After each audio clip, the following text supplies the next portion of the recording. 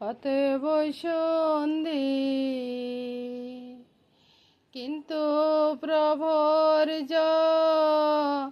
প্রিয়ায় তস্য বন্দে গুরুর শ্রী চরণারবিন্দম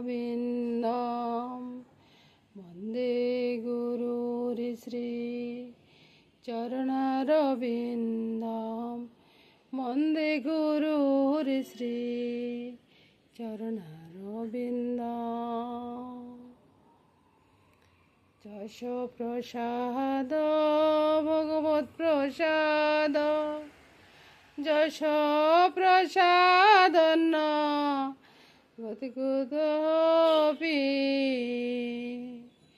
ধ্যানস্তবং তস্য যশস্বী সন্দং বন্দে গুরুর শ্রী চরণারবিন্দম।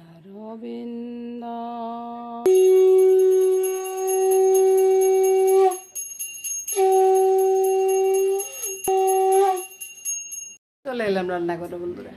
তো রান্নাটা কি হবে বন্ধুরা সেটা দেখাবার আগে বলি বন্ধুরা নমস্কার বন্ধুরা, সবাই কেমন আছেন বন্ধুরা? আপনারা সবাই ভালো আছেন তো?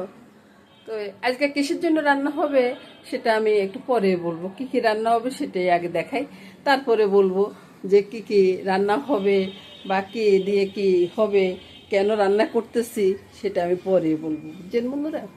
তো রান্নাটা দেখবেন, কিন্তু লাইক কমেন্টস করতে ভুলবেন না। আপনারা লাইক কমেন্টস করলে আমার ভালো লাগে, অতটুকুই। আর সাথে তো আমার মামনি আছে, মামনিকে এখনও তো দেখতেছেন না, মামনি দাদুভাইকে নিয়ে একটু ব্যস্ত আছে। সকাল সকাল তো, অনেকটা সকাল এখনো, তো মামনি দাদুভাইকে নিয়ে একটু ব্যস্ত আছে। তো সেজন্য আমি এখন রান্নাঘরে আছি, কিছুক্ষণ পরে মামনি চলে আসবে। দেখাচ্ছি বন্ধুরা কি হবে। সোনার ডাল হবে। এবার তো আপনারা বলবেন যে কালকে একবার হয়েছে, আজকে আবার হবে কেন? তো আজকে হবে এ কারণে, আচ্ছা কারণটা আমি পরে বলি। আচ্ছা, এখানে হয়েছে যে পায়েসের জন্য চাল আর শ্যামা, চাল একদিকে আছে আর শ্যামা আরেক দিকে আছে বন্ধুরা, দুইটা একসাথে মিক্সড করে আমি একটু পায়েস করব। আর এটা তো আদা গেট করা আছে, সেটা আপনারা দেখতেছেন। আর এখন এদিকে ফিরে যান, পায়েসটা আমি একটু পরে বসাচ্ছি, আগে চনার ডালটা পূরণ করে নিই, তারপরে পায়েসটা বসাবো। লঙ্কাটা ছেড়ে দিলাম, দিয়ে দিব। ওই অত বেশি দেওয়ার দরকার কি বন্ধুরা বলুন তো? এবার দিয়ে দিব বন্ধুরা পাঁচফোড়ন আর হচ্ছে তেজপাতা। তারপরে এটার সাথে দিয়ে দিব গ্রেট করা আদাটা। ওকে, আদাটা দিলে না সুন্দর একটা গ্রান বাইরে দিয়ে। আর খাওয়ার কথা আমি বলবো না বন্ধুরা, আজকে আমি গোবিন্দের একটু ভোগ দিব। কেন দিতেছি সেটা হয়েছে যায়, আমার শ্বশুর মশাই আজকে মৃত্যুবার্ষিকী। তো অনেক বছর হয়ে গেছে আমার শ্বশুর মশাই প্রাপ্ত হয়েছে, কারণ ওই যে প্রায় 40 বছর, 40-41 বছর মতো হয়ে গেছে। আমার ছেলের যত বছর তত বছরে আমার শ্বশুর মারা গেছে আর কি। তো এখনো আমি ওই যে শ্বশুর মশাই বাৎসরিক যেদিন, ওই দিন গয়াতে পিণ্ড দেওয়া সব হয়ে গেছে। এখন শুধু ওই যে বাৎসরিক দিনে আমি একটু ঠাকুরের কাছে একটু ওই যে আমার শ্বশুর মশাই যেটা যেটা খেতে ভালোবাসতেন আর কি, সেটা করে দেওয়ার চেষ্টা করি, অতটুকুই। দিয়ে দিচ্ছি 1 চা চামচের মতো চিনি, বুঝছেন? এক এক করে মশলাগুলো দিয়ে দিই। স্বাদ অনুযায়ী নুনটা দিয়ে দিলাম, হলুদটা ছড়িয়ে দিলাম, আর দিয়ে দিব একটু লঙ্কা, এতটুকুই। পরে আমি ওই যে দারচিনি এলাচি গুঁড়োটা দিব। এখানে ধনে জিরের গুঁড়া বা অন্য কোনো কিছু আর দেবো না বন্ধুরা। এবার হয়তো আমার বন্ধুরা বলবেন যে আপনি এভাবে পাক করেন কেন? প্রথমে তো সিদ্ধ করে নিতে পারেন, তারপরে ফোড়নটা করতে পারেন। তো বন্ধুরা বলি বন্ধুরা, আমি ওইভাবেও পাক করি, তবে এভাবে পাক করলে একটা সুবিধা আছে কি, এই যে সোনার ডালটা খুব সুন্দরভাবে ভালোভাবে সিদ্ধ হয়ে যায় অল্প টাইমের ভিতরে, বুঝছেন? আপনারা চাইলে এভাবে পাক করে দেখতে পারেন। আর এখানে আমি একটা আলুও দিব, আপনারা চাইলে আলু না দিলেও পারেন। এই যে আলুটা দিয়ে দিলাম। এবার আমি ওই যে গরম জলে দেবো, এখানে কিন্তু ঠান্ডা জল দেবো না, ঠান্ডা জল আপনারাও দেবেন না, সেটাই বলবো। এবার কালারটা দেখলেন তো কত সুন্দর হয়। ডালটা তো দেখে নিলেন বন্ধুরা, ডালটা আস্তে আস্তে ফুটবে। এরপরে আমি ওই একটু দারচিনি এলাচির গুঁড়াটা দিয়ে আলুটা ম্যাশ করে বাস নামিয়ে নেব, অতটুকুই। এবার এদিকে চলে আসুন, পায়েসের জন্য এখানে ডালটা বসিয়ে দিলাম, বুঝছেন? তো এখানে আমি ক্যারামেল করার জন্য চিনিটা দিয়ে দিছি। চিনিটা আগে ক্যারামেল হোক। আচ্ছা বন্ধুরা, আপনারা দেখতেছেন কিনা জানি না, এখানে 2টা এলাচি আর ওই যে একটা তেজপাতা দিয়ে দিচ্ছি, বুঝছেন? ক্যারামেলটা হয়ে আসতেছে। এবার আমি এখানে একটু দুধে ছেড়ে দিব, জল দিব না কিন্তু। আর একটু লাল হোক, তাহলে কালারটা দেখতে ভীষণ সুন্দর হবে না? আর একটু লাল হয়ে যায়। ক্যারামেলের রংটা চলে আসছে, এখানে একটু করে দুধ ছেড়ে দিব।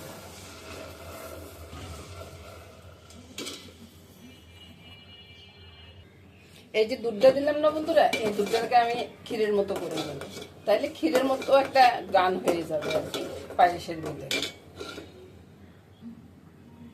এবার দেখুন বন্ধুরা, এই যে ক্ষীর টাইপের হয়ে গেছে, বুঝছেন? একবারে ক্ষীরের মতো হয়ে গেছে। এবার আমি বাকি দুধটা দিয়ে দিব।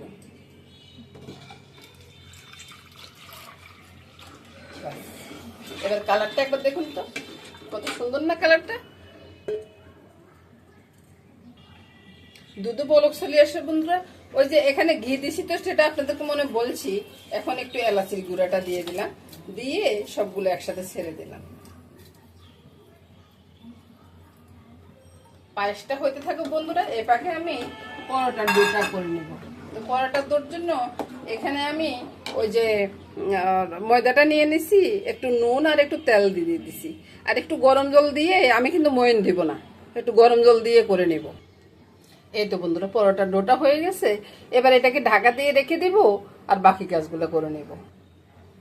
তো বন্ধুরা, পায়েসটা কি কালার হয়েছে সেটা তো আপনারা দেখতেছেন। পায়েসটা আরেকটু হবে, তারপর আমি চিনিটা দিব। ওই যে ক্যারামেল করতে যে চিনি দিছি, ওই চিনিতে কিন্তু মিষ্টি হবে না বন্ধুরা। তো ওই চিনিটা আমি আরেকটু পরে দেব। তো অন্য কাজগুলো করে আসি বন্ধুরা, চলুন যাই। তো বন্ধুরা, পায়েসটা হয়ে গেছে। আমার মামুনি এসে চিনি টিনি দিয়ে পায়েসটা একবারে করে নিয়েছে, বুঝছেন?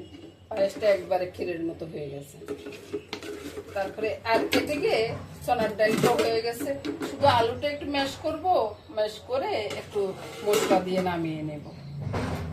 তো দেখতে থাকুন বন্ধুরা। এবার বন্ধুরা, দারচিনি এলাচির গুঁড়াটা দিয়ে দিলাম, দিয়ে একটু নেড়ে ছেড়ে নামিয়ে নেব। আলুটা কিন্তু ম্যাশ করে দিয়েছি, বুঝছেন বন্ধুরা? আপনারা হয়তো মনে করবেন যে আলুটা কখন আমি ম্যাশ করলাম, আপনারা তো দেখলেন না। আসলে সবকিছু কি দেখাইতে হয় বন্ধুরা? অন্য কাজও তো থাকে, বলুন। এবার নামিয়ে নেব।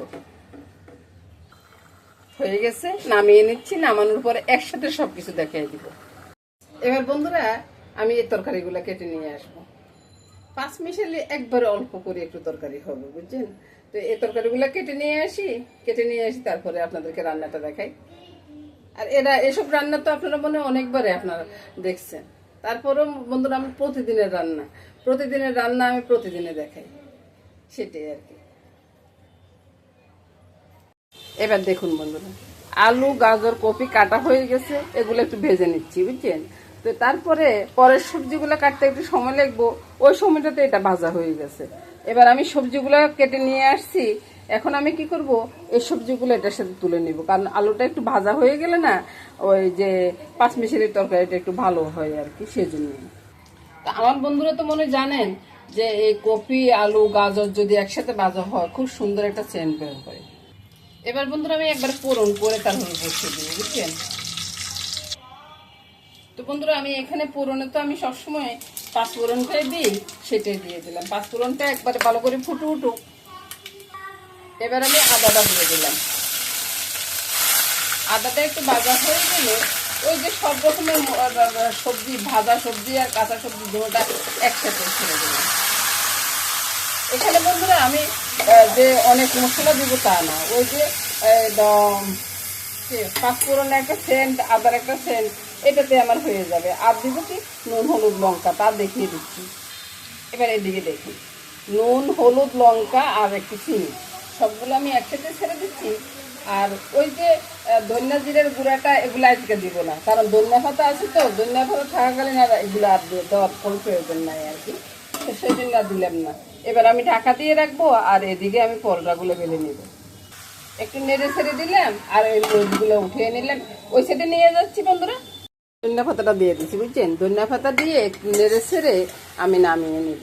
আর এদিকে দেখুন আমার মামনিটা পরোটাটা করতেছে, বুঝছেন? পরোটাটা আর ঠাকুর ঘরের জিনিস তো, ঠাকুর ঘরে আমার তাওয়াটা ওই যে নষ্ট হয়ে গেছে আর কি, বা ধোয়া হয়নি এরকম আর কি, অনেক দূরে আছে, সেজন্য তাওয়াটা লওয়া হয়নি। মামনি পরোটাটা করে নিচ্ছে। আর ঠাকুরের থালাটাও সাজানো হয়ে গেছে, মিষ্টি মিষ্টি সব কিছু ঠাকুর ঘরে আছে, ওগুলো ঠাকুর ঘর থেকে নিব। এখন আমি লাবড়াটা হয়ে গেছে তো, লাবড়াটা আমি নেড়ে ছেড়ে নামিয়ে নিচ্ছি। আমার গোপাল সোনার পূজা হয়ে যাচ্ছে বন্ধুরা। তারপরে শ্বশুরমশাইয়ের ফটোর সামনে আমি একটু করে ভোগ নিবেদন করব আর কি, ওই যে প্রসাদ আর কি, প্রসাদটা নিবেদন করব শ্বশুরমশাই, এই আর কি। এই হচ্ছে আমার শ্বশুরমশাইয়ের বাৎসরিক দিনের আমার কাজকর্ম। তো বন্ধুরা আজকে এই নিয়ে আমি রান্নাবান্নাটা শেষ করে দিলাম বন্ধুরা। সবাই ভালো থাকুন, সুস্থ থাকুন, সুন্দর থাকুন, এই কামনা করে আজকের মতো এখানে বিদায় নেব। ওই যে আমার মামনি পূজা হয়ে যাচ্ছে। জয় গোবিন্দের জয়, জয় গোবিন্দের জয়, জয় গোপালের জয়।